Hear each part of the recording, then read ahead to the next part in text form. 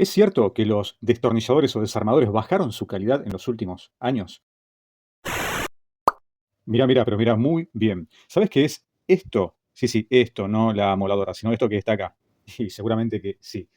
Son destornilladores o desarmadores, según cómo le digan en tu país. A propósito, ¿cómo le dicen en tu país a los destornilladores o desarmadores? Déjalo acá abajo en los comentarios.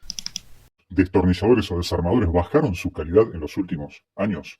Bueno, por lo menos ese es el comentario que nos llega regularmente, que han bajado su calidad. Pero, ¿por qué decimos esto? Bueno, en parte porque algo como esto ya prácticamente no existe, no se fabrica más.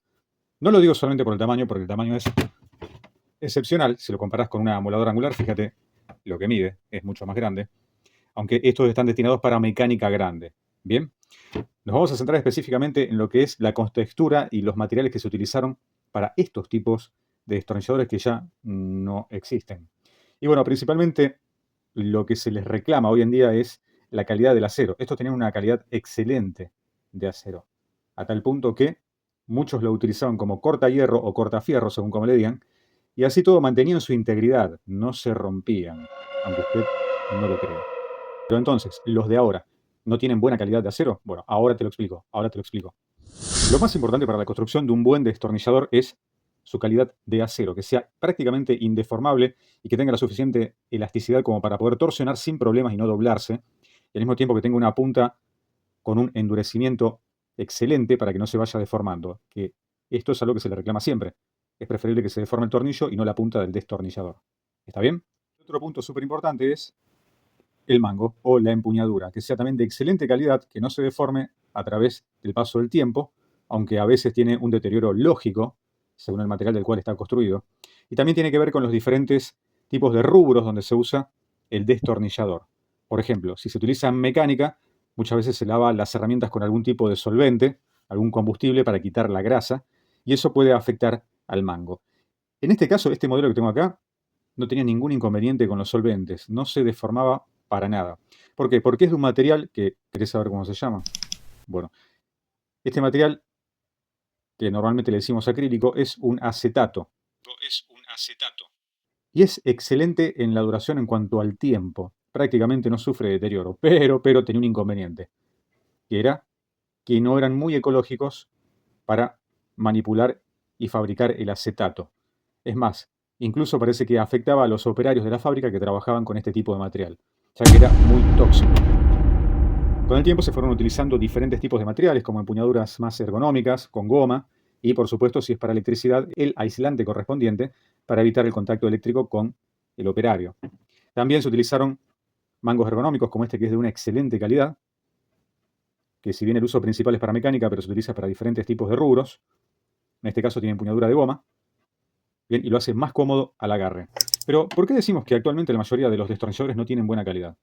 Y en realidad no es así al 100%, ya que lo que muchas empresas buscan es ahorrar y utilizar mangos de no tan buena calidad y varillas también de no tan buena calidad. ¿Qué ocurre? Que para el día a día, para algo medio de paso, te puede servir, pero para un profesional no te va a servir. Entonces tenés que entrar a decantar por marcas. Eso sería lo lógico. Pero acá tenemos otro inconveniente, que hay marcas que tienen muy buena calidad en llaves fijas, en pinzas, en llaves de fuerza, pero dejan mucho que desear en el punto de los destornilladores. Entonces, acá viene la pregunta. ¿Qué marca es la que más me conviene para un trabajo profesional? Pero antes que nada te aclaro que esto no es una publicidad. ¿Bien? Bueno, mira, conseguí esto que es de una marca de origen brasileño, tiene un rinoceronte ahí, dibujado, no te voy a decir la marca, pero vos sabés que me llamó mucho la atención porque tiene unos mangos de acetato muy parecidos a los que venían en los años 70. Bien, y el acero hasta ahora muy bien, resultó ser muy bueno. No sé cuántos años durará, pero aparentemente está dando resultado por ahora. Y antiguamente también venían estos, que de este sí te digo la marca que ya no existe más, la fábrica ya no existe, se llama DPH, y esta era industria argentina, también, eternos, prácticamente no se rompían nunca. También tenías estas líneas, que tengo entendido que la marca tampoco ya existe, marca Celestal, y generalmente venía para todo tipo de rubro, pero especialmente no sé por qué lo llamaban el destornillador de los electricistas, aunque no tenía el mango protegido como esto, pero se lo llamaba generalmente el que usaban los electricistas. También, excelente calidad. Por eso, si tenés dudas, déjame acá abajo en los comentarios qué tipo de uso necesitas y te digo qué marca te puede servir para el rubro que vos estés utilizando. Te comento que si yo tengo que comprar un destornillador que sea de buena calidad, este me gustó mucho. No te voy a decir la marca porque es una marca actual. Este empieza con la palabra RU. Esa es la marca, no te lo voy a decir, pero me resultó de muy buena calidad. Incluso el calce con los tornillos es excelente. No hay zafe y se agarra muy firmemente. Te lo recomiendo. Y después salí a buscar unos de mango de acetato, pero chiquitos, y conseguí estos, que me gustaron mucho, andan muy bien. Después te digo la marca en los comentarios si querés. Y la verdad que, dentro de todo, bastante parecido a lo que venían antes, con este mango prácticamente irrompible. No al nivel de los verdes que ves allá, pero bastante parecido.